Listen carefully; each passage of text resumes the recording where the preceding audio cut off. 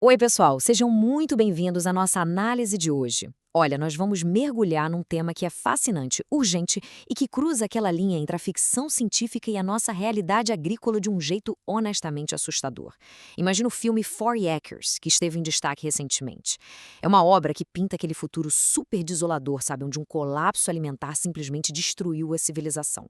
Mas e se as sementes desse colapso não forem eventos dramáticos de Hollywood, mas sim decisões burocráticas silenciosas que estão acontecendo exatamente agora, debaixo do nosso nariz? Pois é, hoje a gente vai analisar documentos recentes do IBRAM Brasil para entender como a falta de visibilidade legal está ameaçando silenciosamente uma das nossas infraestruturas mais críticas, os nossos polinizadores.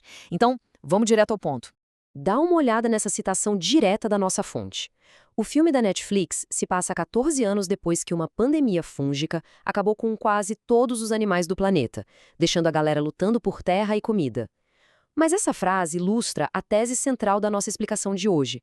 A ficção não é só entretenimento, ela é um aviso. A família protagonista lá do filme não teve o poder de escolher quando o colapso chegou. Nós, por outro lado, ainda estamos naquela janela de tempo em que dá para escolher. O relógio está correndo, e a crise que a gente enfrenta não vem de um fungo apocalíptico da noite para o dia, mas sim de um processo muito, muito mais lento e invisível. E isso nos leva à parte 1, o cenário de 40 acres, onde a gente compara a ficção com a nossa realidade. Então, como é que essa ficção bate de frente com os dados concretos lá do campo brasileiro? O contraste que a gente tem aqui é super revelador. Na ficção, a destruição foi um evento explosivo, massivo. Já na nossa realidade, o colapso está sendo construído tijolinho por tijolinho.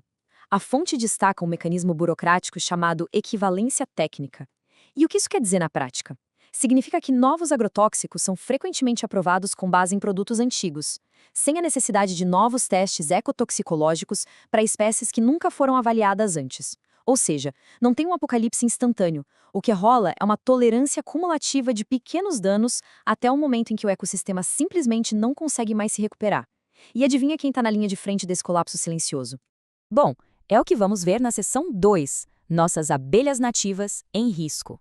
Isso nos traz perfeitamente as vítimas reais dessa falha regulatória, as abelhas nativas do Brasil. Quem acompanha meliponicultura sabe muito bem a importância absurda de espécies sem ferrão, como a jandaíra, a uruçu, a mandaçaia e a iraí. O ponto-chave que a pesquisa levanta é que o modelo atual de aprovação de defensivos agrícolas falha feio em proteger essas espécies específicas. Como os testes não incluem essas abelhas nativas, os produtos químicos chegam lá no campo com aquele selo de seguro, simplesmente porque o efeito letal deles nesses polinizadores nunca foi documentado num laboratório. É como fechar os olhos e dizer que o problema não existe. E é exatamente aí que a tragédia acontece. O problema central que a fonte relata não é só a morte das abelhas em si, é a invisibilidade total dessa morte.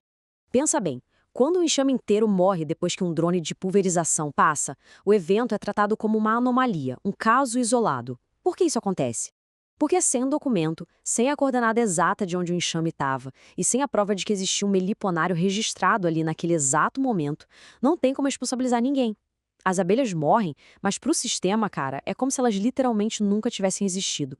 O que nos leva à seção 3, as 3 ignorâncias e esse vácuo enorme de informação. Como foi que a gente chegou num ponto desses? A fonte não fala em nenhuma grande conspiração, não. Ela aponta para uma falha sistêmica que é resumida perfeitamente aqui. É um vácuo de informação mantido por 3 grupos diferentes. Primeiro, os agricultores, que muitas vezes nem sabem que precisam notificar as autoridades num raio de 6 quilômetros. Segundo, a galera que opera os drones modernos, que frequentemente não faz ideia de que as caixas de abelha são zonas legais de proteção. E terceiro, os próprios criadores de abelhas, que não sabem que têm todo o direito legal de exigir essa visibilidade. Então, enquanto essas 3 formas de ignorância continuarem existindo juntas, o sistema vai continuar operando no escuro, causando um estrago enorme.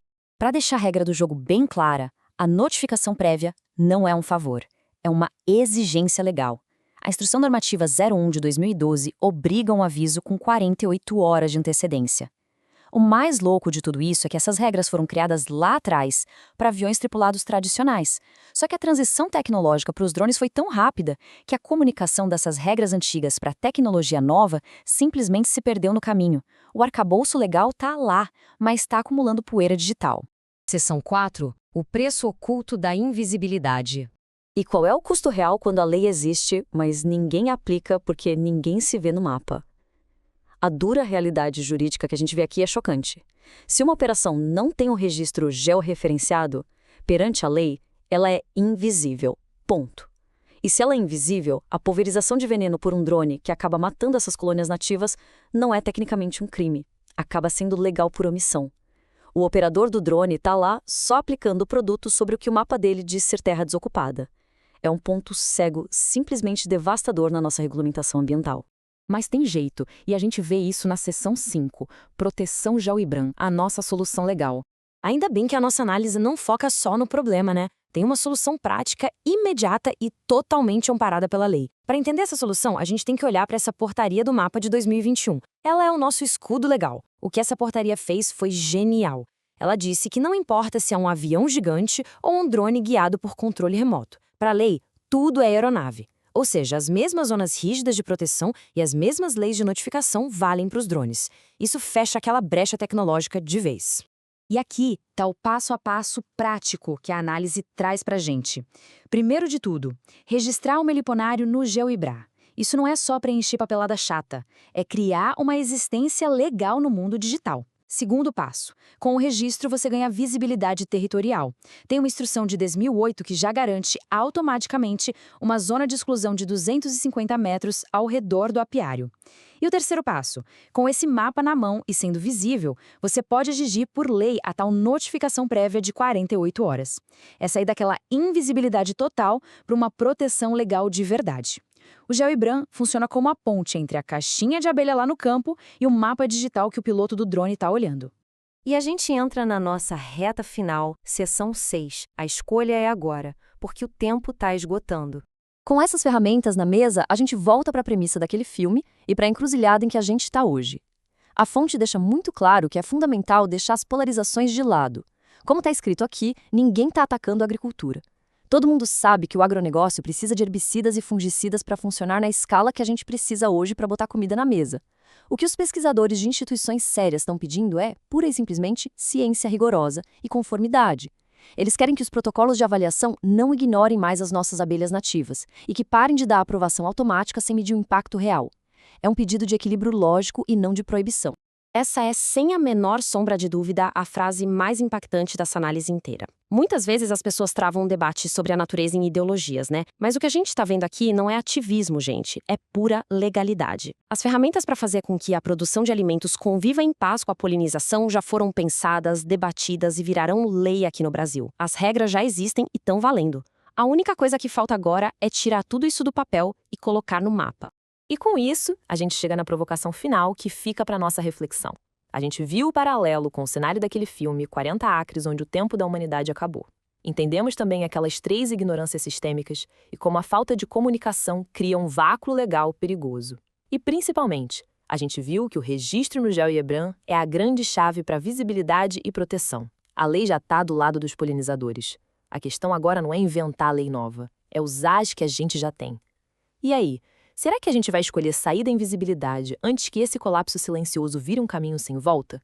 Fica aí a reflexão sobre como as nossas escolhas de hoje impactam diretamente o que a gente vai comer e como a gente vai viver amanhã. Muito obrigado por acompanharem essa explicação com a gente hoje. Um abraço e até a próxima análise.